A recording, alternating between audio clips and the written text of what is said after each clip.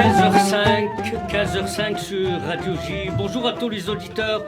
Vous êtes bien, comme j'ai dit, sur Radio J et vous avez bien raison. Aujourd'hui, émission spéciale consacrée à la campagne des levées de dons pour une très belle et prestigieuse institution juive, l'Alliance israélite universelle. Et cette campagne aura lieu et aujourd'hui et demain. Alors, Dvorah Serrao, bonjour. Bonjour. Vous êtes la directrice générale de l'Alliance israélite universelle. On attend d'un moment à l'autre le président Mark Eisenberg. Oui. Et vous avez à vos côtés le directeur du département culturel, Ariel Danan. Alors, rappelez-nous cette campagne. Donc, c'est aidons, innovons et rénovons. C'est-à-dire qu'il y a la solidarité, innover pour donner des bâtiments et des structures d'accueil convenables pour les enfants, et rénovons, c'est-à-dire qu'il y a aussi l'exemplarité aussi de l'enseignement, etc. Expliquez-nous ces deux journées où toutes les équipes sont mobilisées au siège, dans les écoles, les parents d'élèves, les ambassadeurs que vous avez nommés pour récolter. Tout cela, c'est une mobilisation qui se fait au sein de l'Alliance israélite universelle. Absolument, Rafi. Ce qui est extraordinaire, c'est que cette tradition de mobilisation à l'Alliance, vous savez que tout commence en 1860, quand autour de 6 jeunes Israélites, des milliers de personnes vont se mobiliser pour connaître l'essor formidable des écoles et du réseau éducatif de l'Alliance. Première action humanitaire au niveau des communautés juives qui vont s'organiser. Jusqu'à ce jour, l'expérience prouve encore que tout le monde est mobilisé. Nous avons des anciens qui sont mobilisés, des anciens de l'ENIO notamment, nous avons des parents d'élèves, nous avons des élèves, nous avons même des jeunes parents qui s'entraînent d'habitude tous les dimanches au SPCJ, qui ont décidé d'annuler leur entraînement pour passer des coups de fil et pour faire en sorte que tout le monde donne. Et même des enseignants. Et bien sûr des enseignants, surtout les enseignants, avec les parents, tout le monde est ensemble. C'est bien le titre de notre campagne, Ensemble avec l'Alliance pour l'éducation.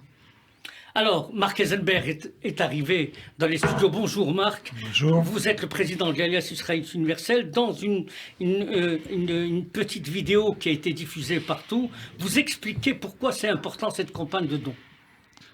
Oui, l'Alliance ne vit que grâce aux dons et à la générosité d'un certain nombre de parents, de philanthropes, puisque nous avons dans les écoles un budget qui reste à la charge de l'Alliance et qui n'est pas couvert par les frais de scolarité, notamment en raison de notre politique généreuse de bourse.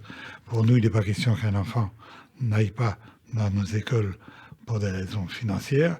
Tout ça coûte cher.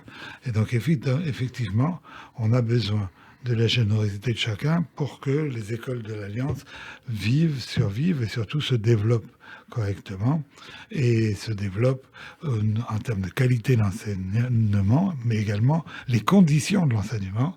Et là, il nous faut aujourd'hui rénover un certain nombre de bâtiments. L'immobilier, ça coûte cher. C'est pour ça qu'on a besoin de l'aide de tout le monde. C'est absolument fondamental. On reviendra au cours de l'émission sur en quoi l'Alliance est différente d'autres écoles.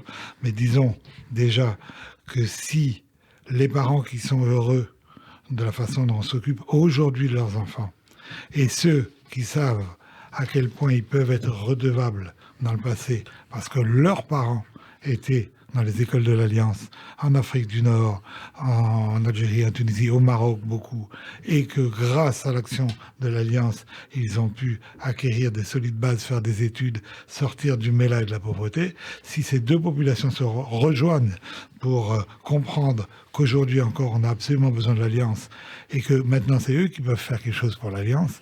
On avait, lors du 150e anniversaire de l'Alliance, on avait fait une fête à la Knesset en Israël, et nous avions eu 32 députés de tous bords, des plus haridim jusqu'au mouvement chilonim non religieux, qui étaient venus témoigner pour eux ou pour leurs parents à quel point l'Alliance avait été fondamentale. Et notre grand historien, Ariel Danan, qui est en face de nous, pourrait nous en dire un mot. Mais voilà, donc, si déjà, soit par reconnaissance de ce que l'Alliance a apporté dans le passé, soit par volonté d'améliorer les conditions d'enseignement des enfants, tout le monde doit donner. Alors, on reviendra point par point sur cette idée, cette dimension de la générosité de l'Alliance israélite universelle, où sa préoccupation, c'est de ne pas laisser aucune famille sur le bord de la route pour des questions financières. Alors, Ariel Danan, peut-être avant d'aller plus loin, et avant de téléphoner à José Garzon, le directeur de l'école du 12e, est-ce qu'on peut dire juste 2 mots d'historique sur la place et le rôle de l'Alliance depuis 1860? Mais écoutez, l'Alliance, depuis 1860, a scolarisé 1 million d'enfants.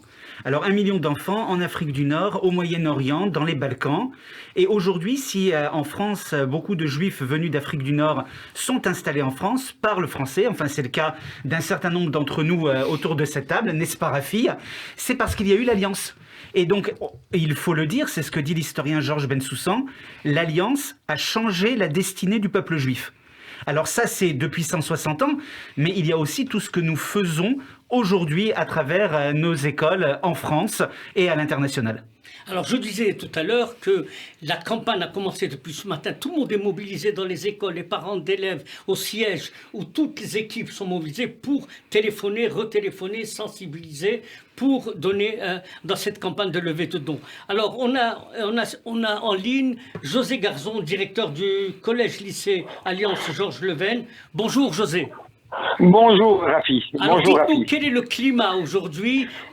Comment se passe cette campagne de levée de dons? Alors écoutez, le climat est à la mobilisation et surtout c'est très émouvant d'échanger avec des parents, avec des anciens élèves. Je viens d'entendre ce que le président Mark Eisenberg disait et ce que vous-même vous disiez. Je viens de parler il y a 15 minutes avec une ancienne élève de l'Alliance des écoles d'Iran et qui me disait c'est grâce à l'Alliance que j'ai pu faire ma scolarité. Presque, on lui a sauvé la vie. Alors, je lui ai dit, aujourd'hui, le tour est venu à 2 jeunes Ukrainiennes que nous avons accueillies, que nous allons soutenir. Il y a des professeurs qui sont engagés bénévolement pour leur apprendre le français. Ça, c'est la poursuite de l'œuvre de l'Alliance. Et donc, il y a un lien entre le passé et le présent. Nous sommes là pour accompagner ces enfants, les enfants qui sont bien installés, mais aussi les enfants en difficulté. Et c'est un plaisir de pouvoir avoir ces témoignages-là. Comment vous sentez la mobilisation de votre équipe sur place? Écoutez, les parents sont mobilisés, les donateurs sont très sollicités à droite à gauche, donc il faut rappeler l'œuvre de l'Alliance. Donc souvent, ça fait appel à des souvenirs. Il faut le dire, il y a l'image de l'Alliance qui n'est pas une institution qui demande constamment de l'argent. Donc la première question, c'est qu'est-ce qu'il y a aujourd'hui? Alors on leur répond, aujourd'hui il y a des nouveaux projets. Il faut rester à la pointe de l'éducation. Donc c'est ça le besoin aujourd'hui. Donc rénover les installations, leur donner du matériel informatique, augmenter le taux de bourse, parce que beaucoup de familles ont souffert de la crise de ces 2 dernières années. Et donc là, on est entendu. Et voilà, ça monte doucement, mais ça prend de l'ampleur. Depuis midi, les dons se multiplient, je suis heureux. Et je pense qu'on va arriver à un bon objectif. Voilà, il faut relancer les anciens, bien sûr. Comme disait le président, si on n'avait pas pris le train de l'Alliance au Maroc, on n'aurait peut-être jamais fait d'études universitaires. Alors, absolument, et je me sens absolument concerné par cela, vous le savez. Alors, Mark Eisenberg, quand vous écoutez le directeur José Garzon, quelle explication, comment vous sentez cette mobilisation? Aujourd'hui, c'est vrai que dans la communauté, on est très sollicité par toutes sortes d'appels, d'œuvres qui ont toute leur légitimité, leur intérêt. Et c'est vrai également que pendant des années, on a pensé que l'Alliance était riche, ce n'est pas le cas. Et nous n'avons pas fait de campagne chaque année de manière régulière. Quand on fait une campagne, c'est vraiment qu'on a un besoin très important. Et je dirais que dans l'ordre des priorités, lorsqu'on donne le maaser, lorsqu'on donne de l'argent à une œuvre, la première priorité, c'est donner de l'argent pour que chacun ait de quoi manger. La deuxième priorité, c'est l'éducation.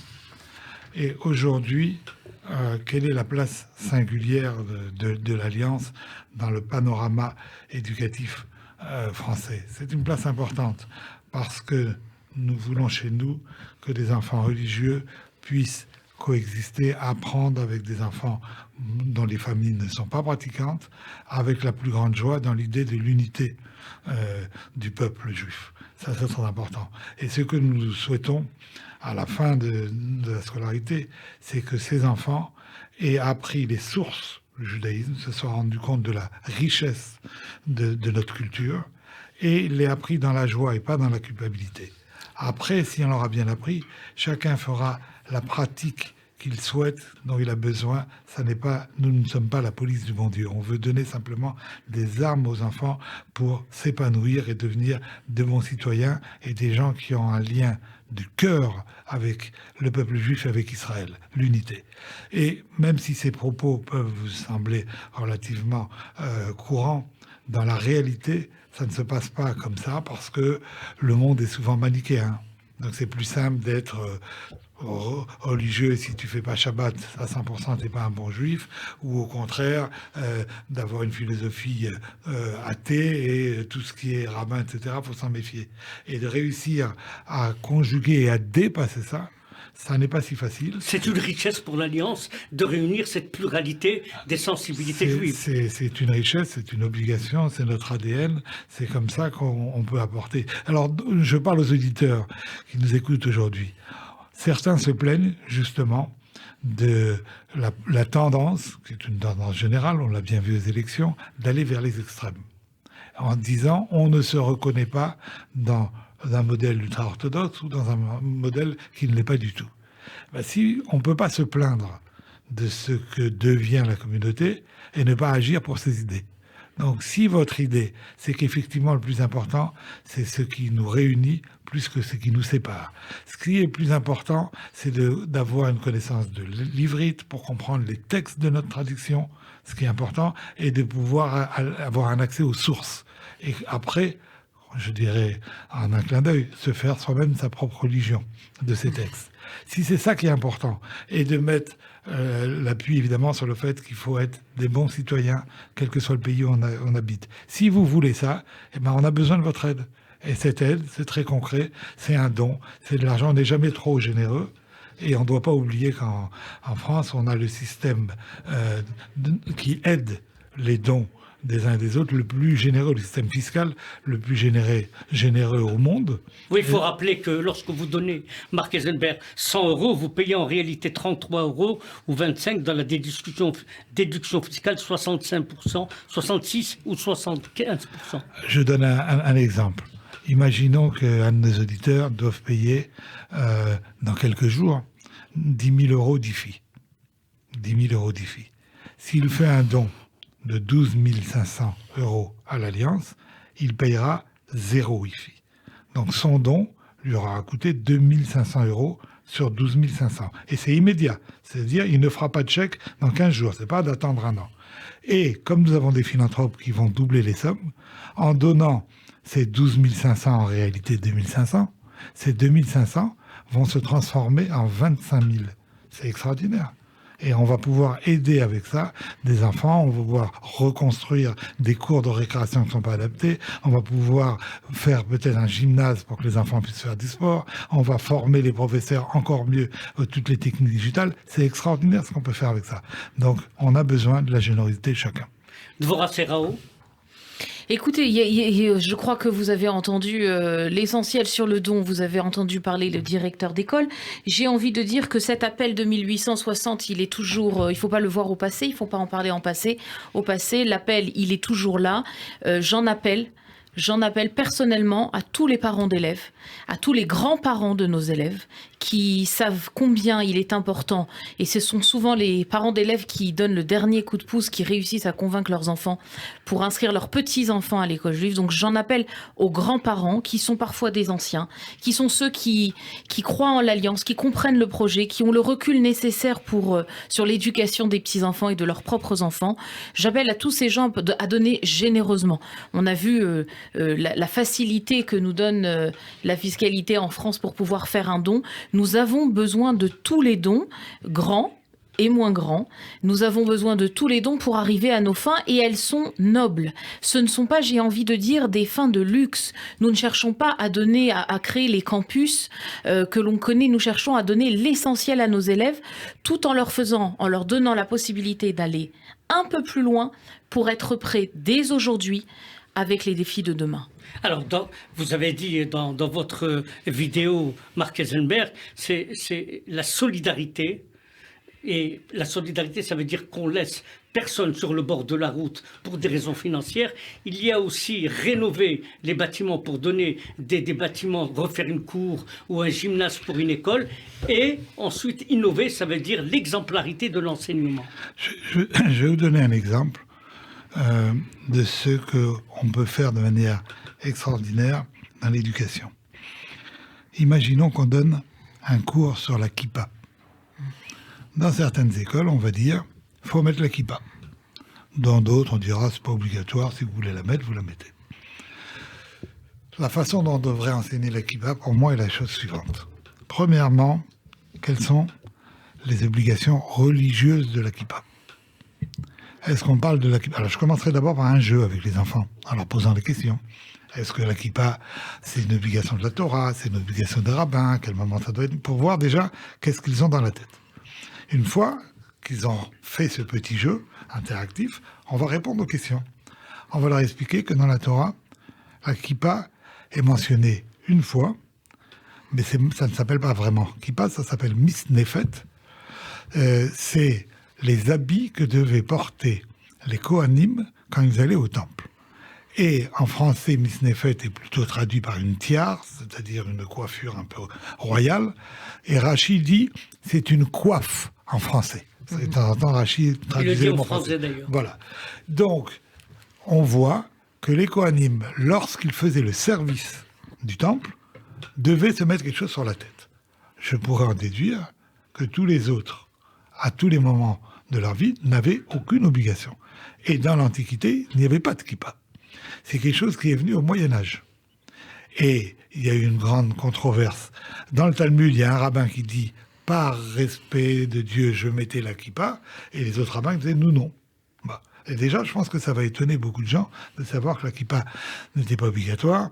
Et ça, je souris parce que je pense au rabbi de Lubavitch, on avait trouvé une très belle photo de lui déambulant à Berlin, sans kippa sur la tête. Ses élèves ont considéré que ça n'était pas un message acceptable et ont changé la photo pour qu'on ne devine pas que même le rabbi pouvait être respectueux des lois anciennes. Il y a eu ensuite une controverse entre le Shulchan Aruch et Nachmanide, le Shulchan Aruch disant qu'il faut mettre la kippa et Nachmanide disant l'inverse. Donc il n'y a pas vraiment d'obligation religieuse. Maintenant, ce qui se dit, c'est quand je marche, quand je fais une prière, je prononce le nom de Dieu, on veut avoir une kippa. C'est une obligation rabbinique relativement récente. Le reste, il n'y a aucune obligation. L'Alliance, comment se positionne-t-elle? L'Alliance, la même chose. Vous devez mettre la kippa lorsqu'on fait l'office le matin, vous participez à l'office. On met la kippa lorsqu'on mange, parce que lorsqu'on mange, on peut être amené à faire une bénédiction. Et si on fait des cours d'hébreu, de Kodesh, de matière, on met la kippa, sinon il n'y a pas d'obligation. Donc si j'ai envie de la mettre à l'intérieur, très bien, et si je veux pas, c'est pas grave. Et à l'extérieur, mais à l'extérieur, la réponse serait sans doute, il ne faut pas mettre la kippa. Parce que toutes les notions de danger, et peut-être même en France de pikuach nefesh, de sauver la vie, etc., sont beaucoup plus importantes que une non-obligation religieuse, et donc il ne faut pas prendre de risques en mettant la kippa. Mais on va leur dire aussi que même si notre position c'est ne mettez pas la kippa à l'extérieur, on se battra en France pour que celui qui veut mettre la kippa puisse la mettre. On ne veut pas qu'on nous interdise de mettre la kippa. Ça ne paraît pas paradoxal? Non, je me bats pour avoir une liberté, même si moi-même je considère que je n'ai pas besoin religieusement de l'appliquer, mais le paradoxe, c'est ce qui enrichit le raisonnement chez l'enfant. Donc j'aurai cet aspect religieux, j'aurai un aspect historique, je passe rapidement, à partir de quand, quel type de... J'aurai un aspect politique. Politiquement, est-ce que on sait que dans l'école publique, on ne doit pas mettre la kippa. Donc il faut l'expliquer aux enfants pourquoi ça a été considéré comme un signe ostentatoire de religion. Bon, en fait, nous, on n'a jamais voulu être prosélytes et convertir les gens par la kippa. Mais bon, c'est la situation. J'expliquerai en Israël la différence entre une kippa noire et une kippa sruga. C'est les kippotes colorées. Parce que alors ça évoque tel ou tel parti politique. Je finirai peut-être par des cours pour que les enfants qui veulent fassent des tricots et apprennent comment faire une kippa. Vous voyez, simplement dans cette notion-là, mais surtout le fait de bien revenir au texte et d'expliquer ce qui est obligatoire et ce qui ne l'est pas. Mais de mettre aussi l'unité. Il y en a qui veulent mettre la kippa, on est là pour les défendre parce qu'on est un seul peuple. Voilà, ça, ce sont les leçons de l'Alliance. Alors, Dvorah Serrao, si vous cherchez un professeur de Kodesh, vous avez trouvé Marc Eisenberg pour faire des cours sur ce plan-là. Mais revenons à l'idée de mobiliser des ambassadeurs du Haut Conseil, les parents, les oratoires, les synagogues de l'Alliance, les anciens, etc. Je voudrais lancer un appel aux anciens, Marc Eisenberg, qui nous écoutent, parce qu'on a lancé l'idée d'écouter cette émission cet après-midi. L'Alliance vous a apporté la possibilité de faire des études. Alors maintenant, l'Alliance a besoin de vous. Votre aide est incontournable. C'est bien ça ? Bien sûr, on le dit, on le redit depuis 2 semaines, depuis des jours et des jours. Rendez à l'Alliance ce que l'Alliance vous a donné. Nous avons besoin de vous aujourd'hui.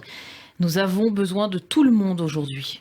Alors, toute cette campagne-là, c'est au profit de l'enfant, c'est au profit des structures de l'Alliance, au profit d'un enseignement exemplaire comme on vient de l'écouter. C'est-à-dire, et vous partagez cette exemplarité et vous aidez d'autres structures avec votre expérience. Alors justement, j'aimerais dire un petit mot, rebondir sur ce que nous a décrit Marc, comme finalement un cheminement de la pensée. Toute théorie pédagogique commence par un cheminement philosophique.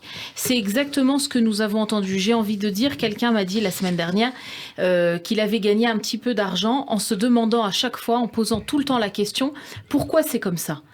Est-ce que toutes les choses sont acquises ? Aujourd'hui, même dans le judaïsme, et surtout dans le judaïsme, quand on enseigne, quand on est face à un élève, on doit permettre à l'élève de faire cette découverte. On ne peut pas, et tous les pédagogues vous le diront, l'élève est toujours en phase de découverte pour s'assurer qu'il acquiert les compétences nécessaires. En judaïsme, on a parfois eu le sentiment qu'il fallait venir avec des phrases toutes faites, avec des concepts tout prêts, à faire ingurgiter à l'enfant, à lui faire apprendre par cœur le plus souvent.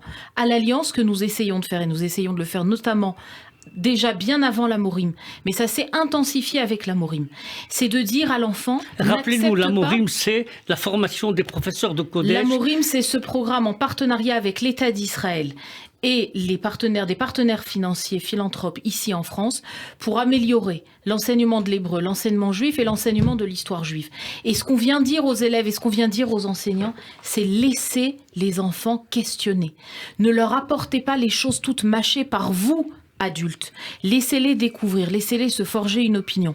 Nous avons besoin de former nos enseignants à le faire et à avoir des manuels adaptés pour que les élèves soient dans cette démarche. Être dans cette démarche en tant qu'enfant, ça leur permettra d'être des juifs qui se poseront des questions en tant qu'adultes et qui sait peut-être aussi devenir des personnalités importantes. Alors, on va parler tout à l'heure, juste après, il est 15h28, on a Ariel Sasportes qui est directrice du primaire du groupe scolaire Alliance des Pavillons. Bonjour Ariel Sasportes. Bonjour Rachid, bonjour Marc et bonjour à tous les auditeurs. Alors dites-nous, quel est le climat, quelle est la mobilisation Écoutez, ici à Pavillon, c'est l'effervescence, on a des parents, des professeurs, on a même les EI qui sont venus nous donner main forte parce qu'ils sont présents le dimanche à l'école. Donc ils sont avec nous pour les appels. C'est juste extraordinaire cette ambiance. Alors, comment ça se passe? Les parents sont mobilisés, les élèves sont mobilisés, les anciens vous rejoignent? Voilà, on a des anciens élèves qui sont là, on a des parents qui appellent depuis l'école, mais certains qui appellent aussi depuis chez eux. On a des ambassadeurs, voilà, ça roule. Et on est très content du résultat. On espère un peu plus, mais voilà, on est mobilisés pour ça. Je veux rappeler simplement que dans le cadre de l'innovation de rénover cette campagne aussi, va permettre de construire chez vous un gymnase, parce que c'est très important pour votre école. C'est bien ça? Exact, Rafi. On a besoin de ce gymnase. Il se trouve que voilà, c'est une école qui est en pleine expansion. Et c'est un crève-cœur pour nous de devoir refuser des inscriptions. Et malheureusement, cette année, par exemple, nous avons dû en refuser plusieurs dizaines parce que nous avons atteint notre capacité d'accueil. Donc, il va falloir, oui, construire un gymnase, mais aussi construire de nouvelles salles de classe pour pouvoir accueillir tous ceux qui en font la demande. Ok, Alors le gymnase, pourquoi? Pardon Rafi. Le gymnase, pourquoi? Parce qu'actuellement nos élèves vont au gymnase en car et qu'on voudrait que le gymnase soit sur place pour éviter ces déplacements qui prennent du temps, qui ne sont pas parfaitement sécurisés. Alors Ariel Danan, dites-nous simplement pour les auditeurs et pour ceux qui nous écoutent le nombre d'élèves de chaque école et surtout rappeler les réussites. Et le pavillon sous-bois était parmi la première des écoles.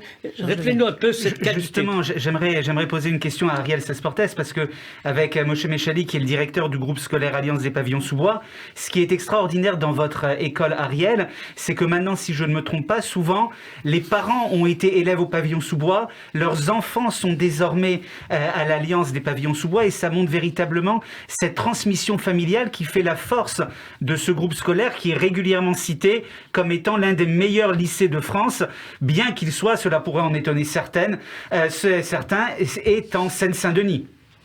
Absolument. Il reste un lycée d'excellence, comme c'est une école d'excellence.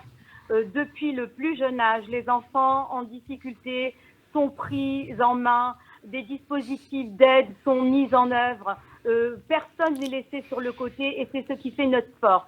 On a réussi à fédérer nos équipes, les professeurs ont bien compris que nous recevons des enfants de plus en plus nombreux, des enfants en difficulté et nous mettons en œuvre des dispositifs d'aide pour pouvoir tous les hisser à un niveau supérieur de celui dans lequel nous les accueillons et en faire de bons élèves, voire d'excellents élèves. Avant de passer la parole à Marc Eisenberg, peut-être Ariel, rappelez-nous un peu le nombre d'élèves qu'il y a par école et leur et les positions géographiques. Alors nous avons en région parisienne 4 établissements. Nous avons le groupe scolaire Alliance des pavillons sous-bois dont nous venons de parler qui accueille environ 900 enfants. Nous avons le collège-lycée Georges Leven dans le 12e arrondissement qui accueille lui aussi 600 enfants si je ne me trompe pas. Un petit peu plus, 650. Un petit peu plus, 650, voilà. L'école Alliance Gustave Leven qui accueille 450 enfants. 375. Pardon. Et enfin, le groupe scolaire Alliance Rachi, comme ça en direct, vous avez les derniers chiffres. 325. Bravo.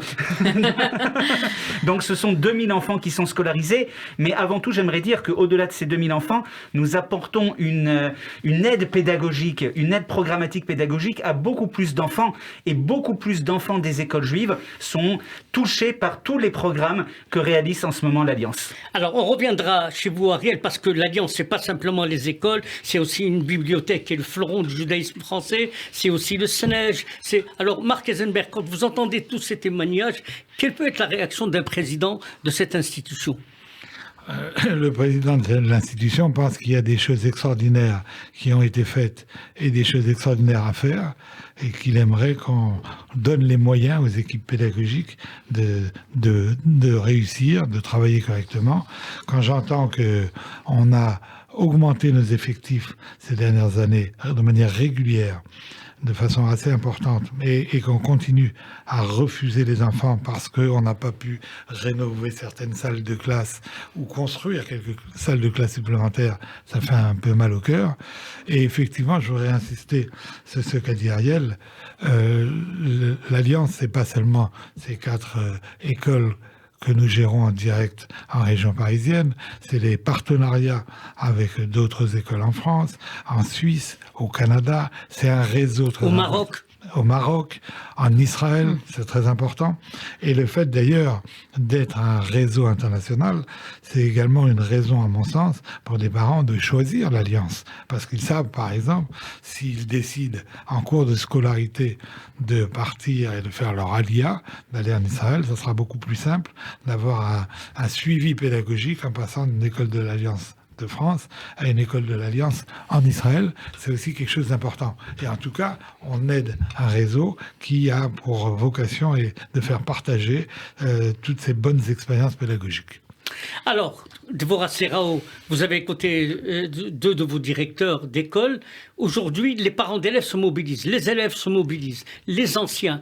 comment se passe la mobilisation de ce que vous appelez ambassadeurs du Haut Conseil de l'Alliance? C'est nouveau, ça veut dire qu'on sensibilise aussi des bénévoles de l'Alliance. Pour ceux qui ne le savent pas, l'Alliance est entourée de nombreuses personnalités et il y a un organe très important au sein de l'Alliance qui s'appelle le Haut Conseil de l'Alliance. C'est un organe qui a été constitué de manière historique avec la création de l'Alliance et cet organe est en fait consultatif sur les grandes questions avec les grands enjeux de l'Alliance. Effectivement, les membres du Haut Conseil de l'Alliance, dont je ne vais pas dire le nom parce qu'ils sont plus de 70 aujourd'hui, et je risquerais d'en oublier, se mobilisent pour faire adhérer évidemment tout leur réseau. Et c'est le principe des ambassadeurs, c'est de pouvoir avoir des gens qui, en plus d'appeler les gens que l'on connaît déjà, font appel à leur réseau. Ce que je voudrais dire par rapport à ce qui a été dit précédemment, c'est que l'Alliance a une ambition totalement assumée, qu'elle ne cache pas du tout, de partage. Et je crois que ce que vous avez entendu ici du président Marc Eisenberg, c'est que nous assumons la volonté de partager avec les autres écoles en province ou ailleurs et de les faire bénéficier de toute l'expertise. J'ai envie d'aller plus loin avec votre permission, Monsieur le Président, et de dire que toutes les écoles qui feront la demande à l'Alliance de pouvoir bénéficier de nos recherches sur la transition digitale, sur les nécessaires dispositions à prendre au niveau de la rénovation immobilière et sur notre système de bourse, ce sera absolument, nous serons là, nous répondrons présents parce que c'est la mission de l'Alliance que de faire partager également d'autres écoles et nous travaillons d'ailleurs à un programme d'affiliation afin de profiter de cette expertise. Alors vous savez bien que la radio aussi a besoin d'argent, il y a une page en couleur et on reprendra l'émission. Radio J. Bonjour, c'est Ilana Ferradian. Le 6-9, Ilana Ferradian. Tous les matins à 7h45 sur Radio J. Christophe Barbier. Je vous retrouve tous les matins dans le 6-9 d'Ilana Ferradian avec un invité politique chaque jour. C'est le Barbier du matin. C'est tous les jours à 7h45 sur Radio J. Ah, dis donc, ce sont tes enfants sur la photo? Ils ont l'air de sacrés petits coquins. Ah non, ça c'est moi enfant avec mes amis, au placement familial de la Fondation Osée. Ils ont été là pour moi, pour m'aider, pour me soutenir. Ils m'ont beaucoup apporté. C'est grâce à eux que je me suis construit. Et d'autres enfants en profitent aujourd'hui. Dans le cadre de l'IFI, déduisez 75% des dons versés à la Fondation. Fondation Osée MES. Infos et dons sécurisés sur osée.fondationjudaïsme.org. Ensemble avec l'Alliance pour l'éducation. Vous avez été élève de l'Alliance israélite universelle en France, au Maroc, en Tunisie, en Israël, ailleurs. Les 15 et 16 mai, l'Alliance a besoin de vous pour poursuivre sa politique généreuse de bourse, pour innover dans ses programmes pédagogiques et favoriser la transformation digitale pour mieux accueillir les élèves dans ses bâtiments scolaires. Faites un don sur ensembleaveclalliance.fr 01 53 32 88 55. Parce que donner à l'Alliance, c'est conjuguer l'éducation au futur. Dimanche 22 mai, journée champêtre de Lac Baomer, parc de la Brèche Alain Gozlan, avenue de la Brèche à Créteil. Au programme, animation et jeux pour les petits et les grands. Nombreux stands, restauration cachère et la présence de personnalités civiles et religieuses. Dimanche 22 mai dès midi, venez passer une journée champêtre de Lac Baomer inoubliable, organisée par le Consistoire de Paris, la communauté israélite et le Bet Rabat de Créteil, en partenariat avec la mairie de Créteil.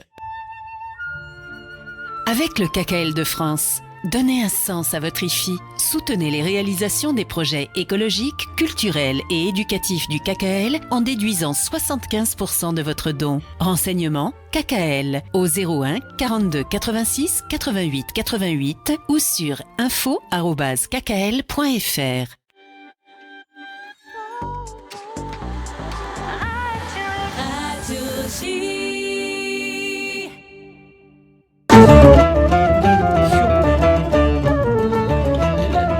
Une émission spéciale consacrée à la campagne de levée de dons de l'Alliance israélite universelle qui se déroule aujourd'hui et demain et qui mobilise toutes les équipes de l'Alliance, les parents d'élèves, les donateurs, les anciens pour arriver à aider, innover et rénover. Alors Marc Eisenberg, vous avez entendu un peu toutes ces analyses, mais d'abord je voudrais, avant que vous repreniez la parole, demander à Ariel Danon de nous rappeler le site où l'on peut envoyer et faire des dons.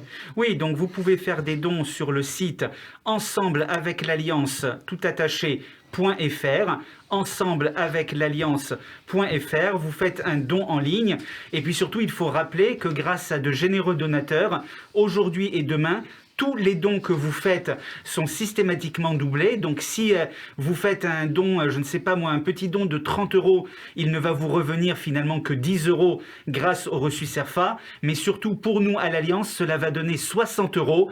Donc 10 € contre 60 €.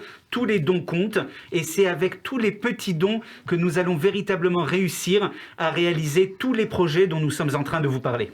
Alors Marc Heisenberg, Emmanuel Levinas, en parlant de l'Alliance israélite universelle, disait lors de la réception d'un colloque, l'Alliance est une vieille dame, mais combien jeune par son dynamisme, sa modernité et sa réussite de l'éducation. Aujourd'hui, l'Alliance israélite universelle est aussi un réseau scolaire. Dans Paris, région parisienne, rappelez-nous ce que sont les écoles aujourd'hui, l'importance du réseau scolaire et peut-être en quoi les écoles de l'Alliance sont-elles différentes des autres écoles. On vient d'expliquer un petit peu tout ça.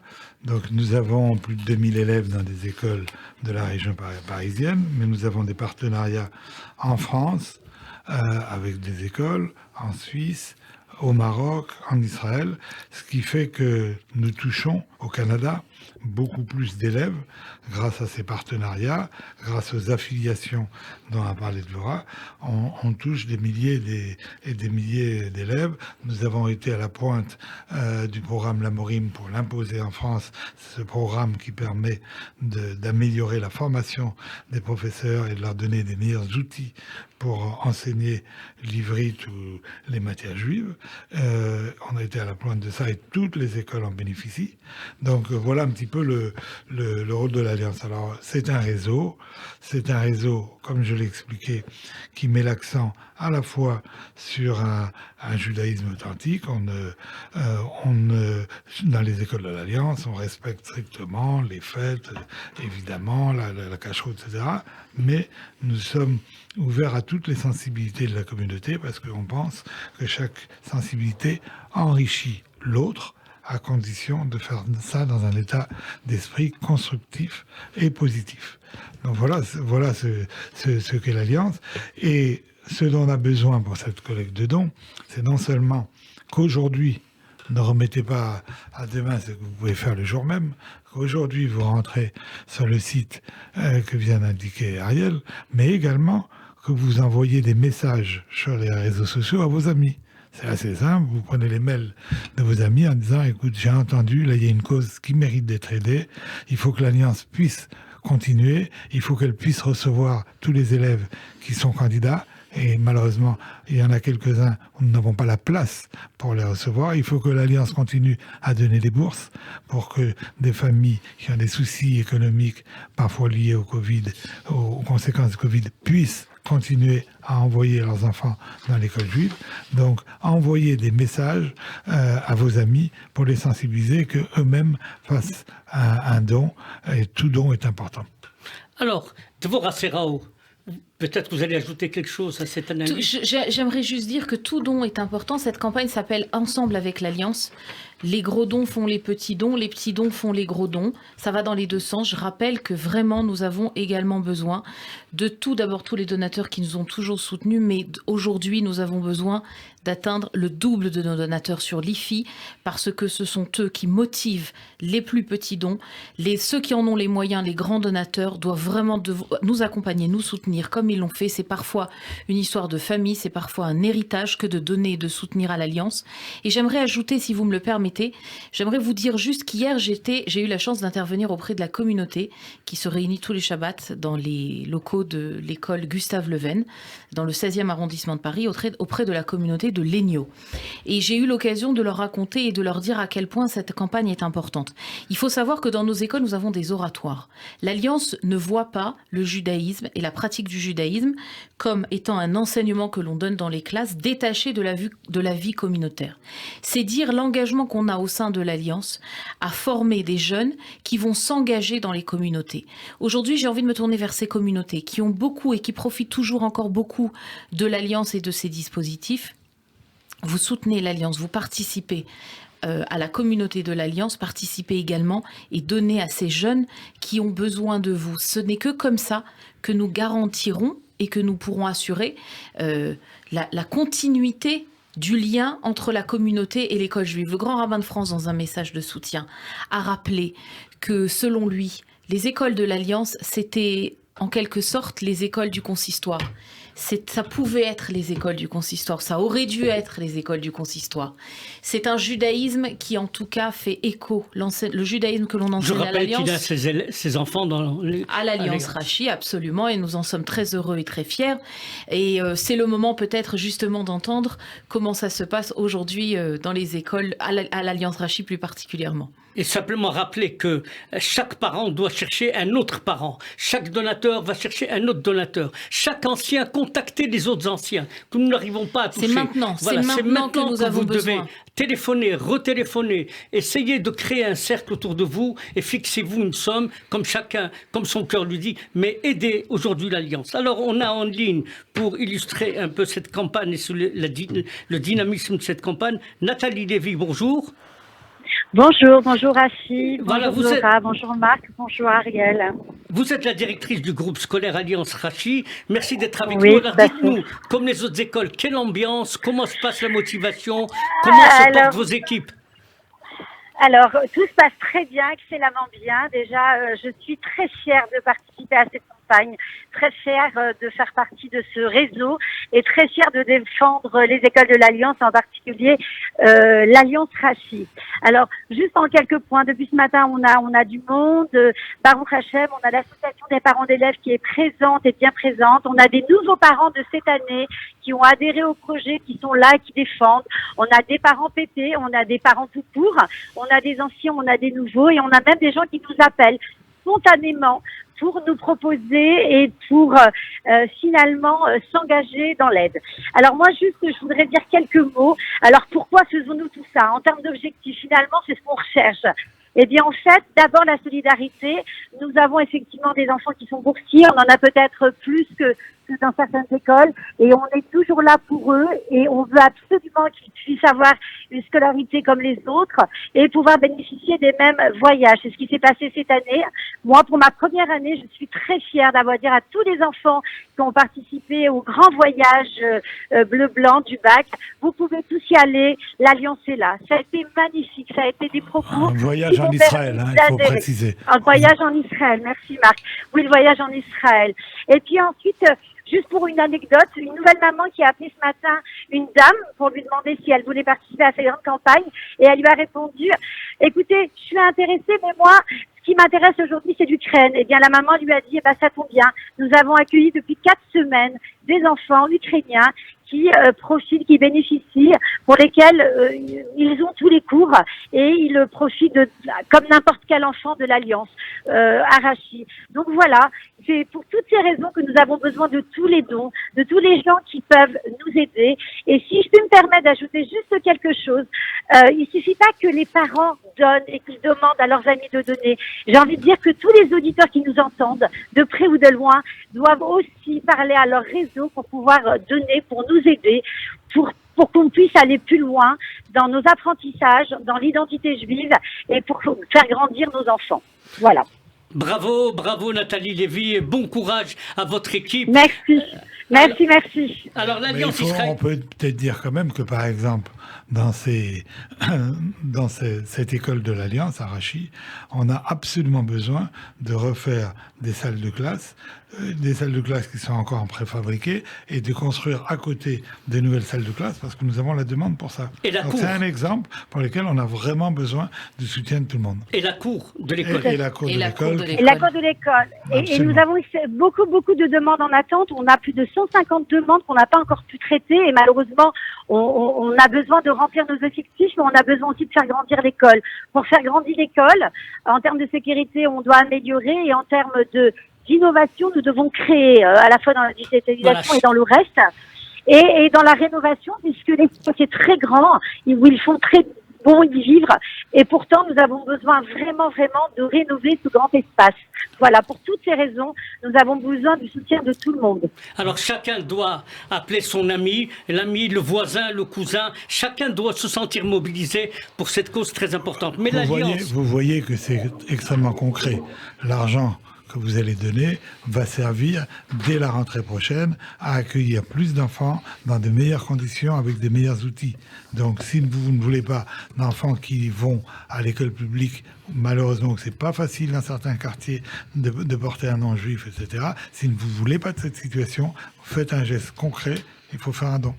Alors, l'Alliance israélite universelle, c'est pas simplement donner aux écoles, bien sûr, en priorité, mais c'est aussi une bibliothèque reconnue comme le fleuron du judaïsme français. C'est aussi le SNES, c'est aussi le département culturel, c'est aussi le Bet Alimoud, c'est aussi beaucoup d'autres activités, Ariel Danan. Oui, c'est beaucoup d'autres activités. Nous avons la plus importante bibliothèque d'études juives en Europe. Nous avons des programmes pour les jeunes, pour leur transmettre leur judaïsme, pour les former au leadership, pour que ce soit les leaders de la communauté juive de demain.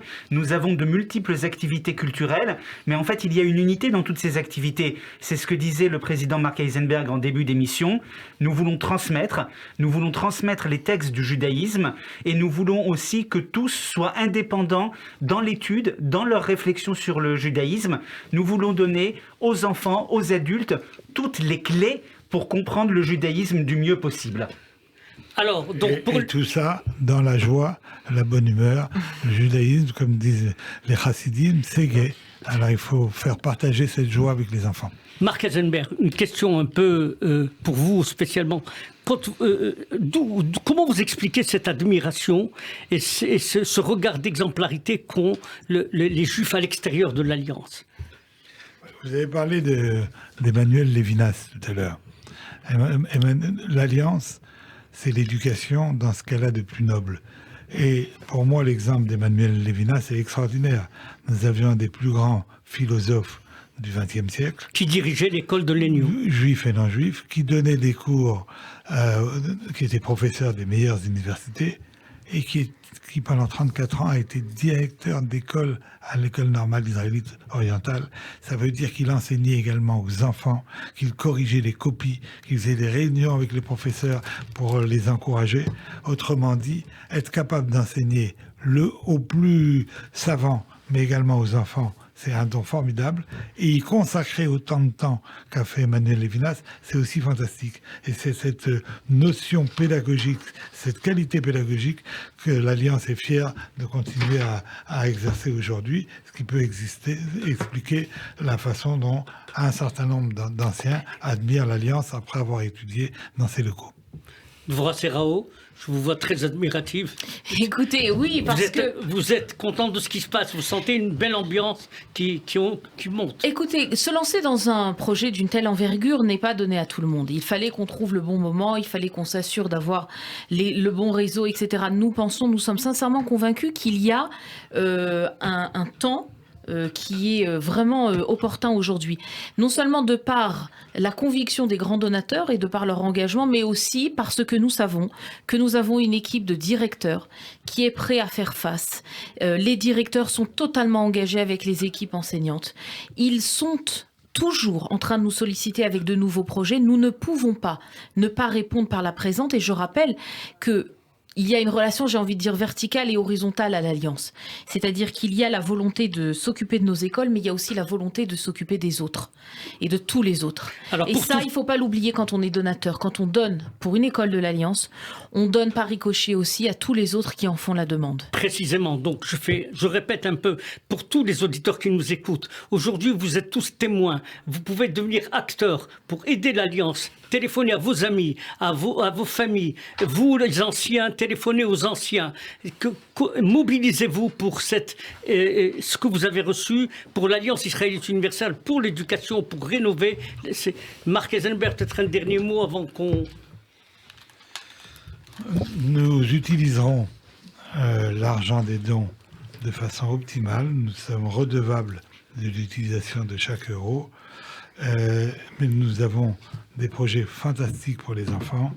Et quand on invite ceux qui veulent faire des dons, s'ils veulent visiter les écoles, s'ils veulent voir les enfants, voir l'enseignement, qu'ils nous contactent, on se fera un plaisir de les recevoir. Ils verront de quelle façon ces dons seront bien utilisés à 100% pour ces projets. Et je crois, voilà, encore une fois, on n'est jamais assez généreux, même si vous avez déjà donné à de nombreuses œuvres pour l'éducation, pour l'Alliance. C'est aujourd'hui et demain, on compte sur vous. Alors je veux donner, je veux être solidaire de l'Alliance, je veux apporter mon soutien financier. Comment procède-t-on, Ariel? Alors on va sur le site de cette campagne, ensemble avec l'Alliance toutattaché.fr.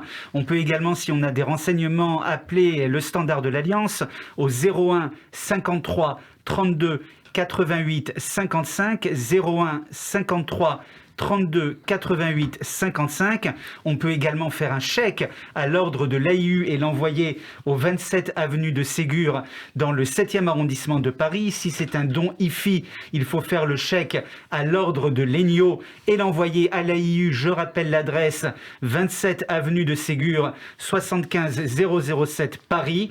Et je rappelle évidemment le site de la campagne où vous retrouverez beaucoup de films, de reportages sur toutes les activités que nous avons développées ensemble. Le site s'appelle ensembleaveclalliance.fr. Allez, on se mobilise dès maintenant pour l'Alliance. On commence à téléphoner partout. Alors Marc, merci beaucoup d'avoir été notre invité. Dvorah Serrao, directrice générale, et Ariel Danan, directeur du département. Merci et bravo pour cette campagne.